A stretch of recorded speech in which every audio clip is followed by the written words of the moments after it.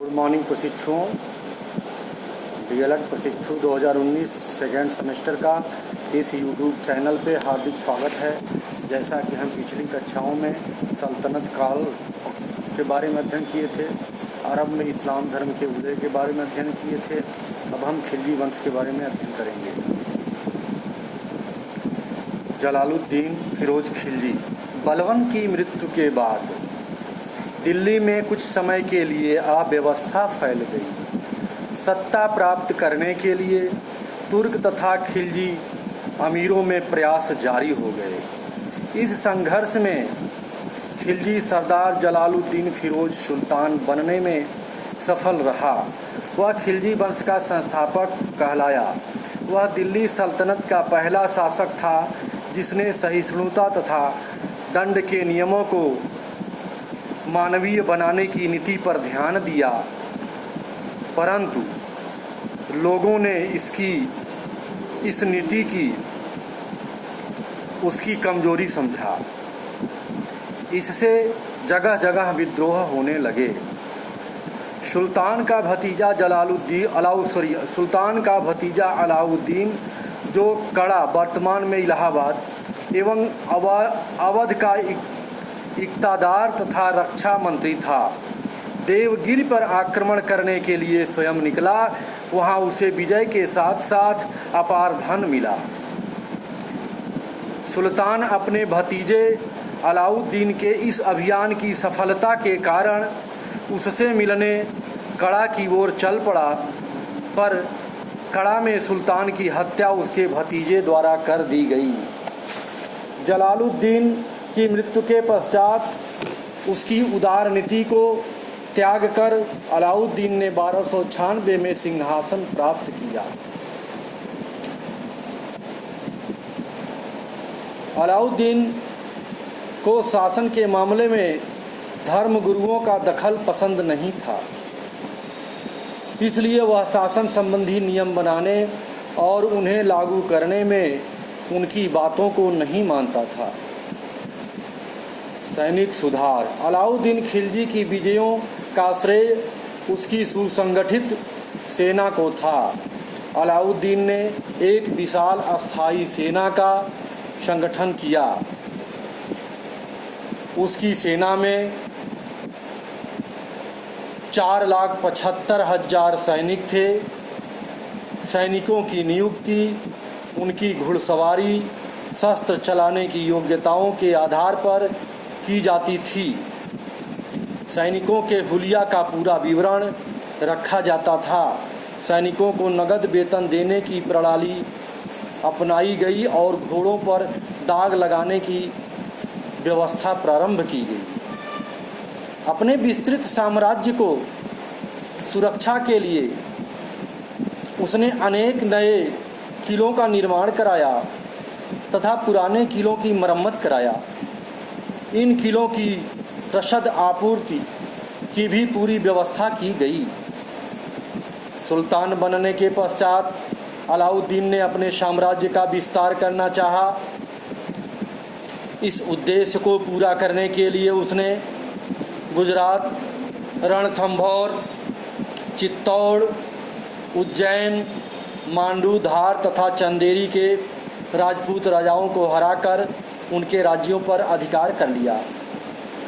अलाउद्दीन के सेनापति मलिक काफूर ने दक्षिण भारत के देवगिर, तेलंगाना, वारंगल, होयसल और अन्य राज्यों पर विजय प्राप्त की और उन्हें सुल्तान की अधीनता स्वीकार करने के लिए विवश किया। इन शासकों को इस शर्त पर अपने राज्य में शासन करने दिया गया कि वे सुल्तान को कर देते रहेंगे एवं उनकी अधीनता स्वीकार करेंगे। अलाउद्दीन का मानना था कि दावतों एवं उत्सवों में मिलने से अमीरों तथा सरदारों में निकटता तथा आत्मीयता बढ़ती है, जिससे सुल्तान के प्रति षड्यंत्र एवं विद्रोह करने का अवसर मिलता है। अतः विद्रोहों को रोकने के लिए अलाउद्दीन खिलजी ने दरबार के अमीरों तथा सरदारों पर कठोर प्रतिबंध लगाए। उनके इलाकों पर राज्य द्वारा अधिकार कर लिया गया। अमीरों की दावतों, मदिरापन एवं गोष्ठियों पर भी नियंत्रण लागू किया गया।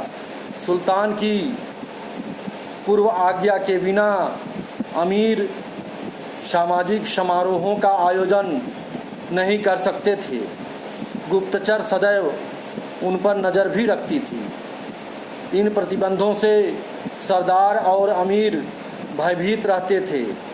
सुल्तान के विरुद्ध किसी को सिर उठाने का साहस नहीं था। इस प्रकार उसकी अमीरों पर पूर्ण नियंत्रण था। मंगोल आक्रमणों का विरोध। भारत की उत्तरी पश्चिमी सीमा पर मंगोल आक्रमणों के कारण तमाम स्थिति का प्रतिरोध करना पड़ा। अलाउद्दीन के समय में भी मंगोलों ने कई बार आक्रमण किए। मंगोलों के आक्रमणों से सुरक्षा के लिए अलाउद्दीन ने बलवन की भली भांति पुराने किलों की मरम्मत करवाई और नए किलों का निर्माण करवाया। इन किलों में उसने योग्य और कुशल सेना रखी। यह सेना मंगोलों के आक्रमणों को रोकती थी। कृषि नीति। अलाउद्दीन पहला मध्यकालीन शासक था जिसने लगान का सही अनुमान लगाने के लिए भूमि को गज से नापने की प्रथा प्रारंभ किया। 60 वर्ग गज का 1 बीघा होता था।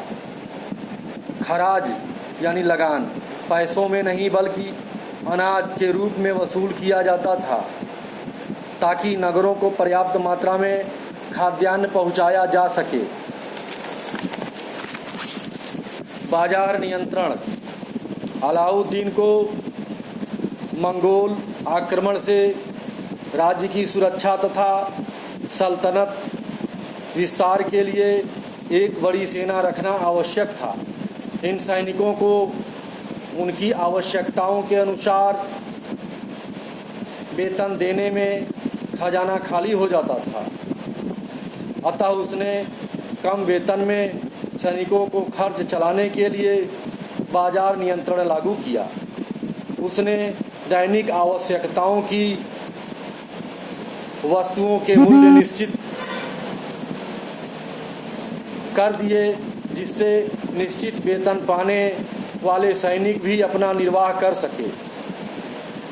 बाजार व्यवस्था की सफलता के लिए कुशल एवं ईमानदार कर्मचारी नियुक्त किए जिनका प्रमुख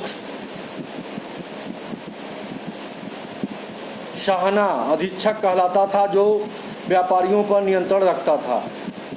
दुकानदारों को बाजार के नियमों का पालन करना पड़ता था।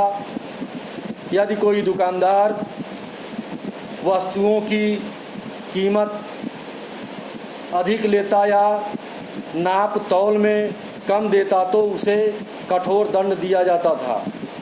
बाजार के भावों और सामानों पर निगरानी रखने के लिए गुप्तचर व्यवस्था को दुरुस्त किया गया। सुल्तान को प्रतिदिन बाजार की पूर्ण सूचना प्राप्त होती थी। कभी कभी सुल्तान स्वयं वस्तुओं और उनके मूल्यों की जांच करता था। इस व्यवस्था का परिणाम यह हुआ कि दुकानदार वस्तुओं का अधिक मूल्य लेने का साहस नहीं कर पाते थे। कुशल बाजार नियंत्रण के लिए सरकारी गोदाम भी स्थापित किए गए। अकाल पड़ने के समय गोदामों से खाद्यान्न की आपूर्ति की जाती थी। वह पहला शासक था जिसने सार्वजनिक वितरण प्रणाली की शुरुआत की जो आज भी चला आ रहा है। साहित्य एवं कला। प्रसिद्ध विद्वान अमीर खुसरो एवं बरनी उसके दरबार में रहते थे। अमीर खुसरो अपनी पहेलियाँ, दोहों और कव्वालियों के लिए प्रसिद्ध था। अलाउद्दीन ने दिल्ली में कुतुब मीनार के निकट कुब्बत उल इस्लाम मस्जिद के द्वार के रूप में अलाई दरवाज़ा बनवाया। उसने दिल्ली में एक विशाल टैंक का निर्माण कराया जिसे हौज खास के नाम से जाना जाता है। उसने दिल्ली में 1000 खंभा महल भी बनवाया। उलेमा धर्मगुरु या धर्माधिकारी होते थे। खजान लगान भूमि पर खेती करने वालों से लिया जाने वाला कर था। घोड़ों पर दाग, घोड़ों की संख्या एवं पहचान के लिए उनकी पीठ पर दाग लगाने की परंपरा थी। हुलिया किसी व्यक्ति के रंग, रूप आदि का ब्यौरा रखा जाना हुलिया कहलाता था। इस प्रकार शिक्षकों आज यहीं तक। धन्यवाद।